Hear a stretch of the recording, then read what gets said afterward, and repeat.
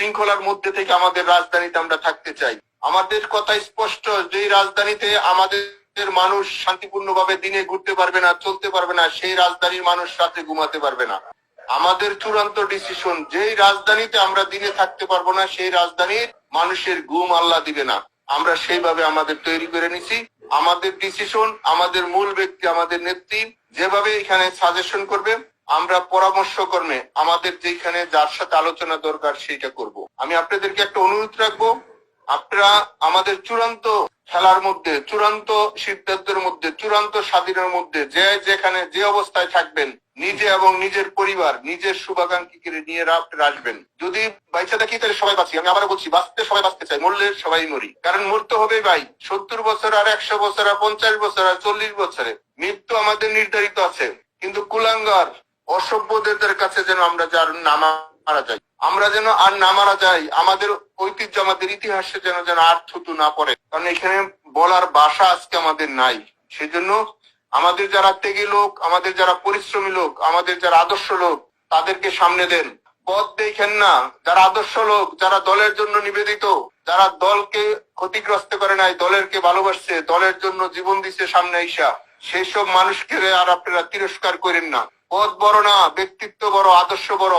সেই আদর্শ জায়গাটা যেন আমরা একসাথে আসি। আমরা ঘরের ভিতরে থেকে থেকে মৃত্যুর মতন আমাদের অবস্থান হইতেছে। সেই হিসাবে আপনাদের সবার কাছে সার্বিক সহযোগিতা চাই। আপনারা আলোচনা করেন। আমি আবারও বলছি, যার যার জায়গা থেকে আলোচনা করেন, যার যার ওয়ার্ডে। কেউ জাতীয় কেন্দ্রীয় নেতা হইতে চায় না। জাতীয় কেন্দ্রীয় নেতা হইয়া কোনো লাভ নাই।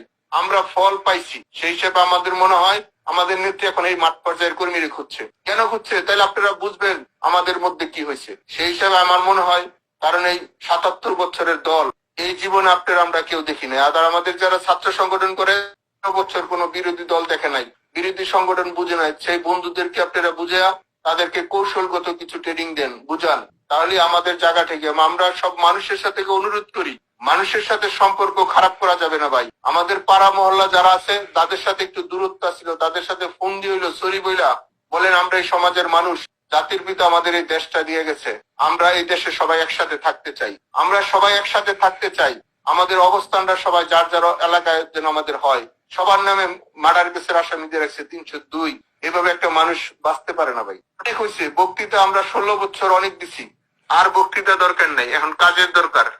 আমরা কাজটা করতে চাই। আমি আবারও বলছি, আমাদের ঢাকা, নারায়ণগঞ্জ, গাজীপুর, মুন্সিগঞ্জ, ঢাকা জেলা, আমাদের নরসিংদী, আমাদের মানিকগঞ্জ, আমরা এবং আমাদের পাশে টাঙ্গাইল, ময়মনসিংহ, আশেপাশে বিভাগ, শহর, আমরা সবার সাথে যোগাযোগ করছি।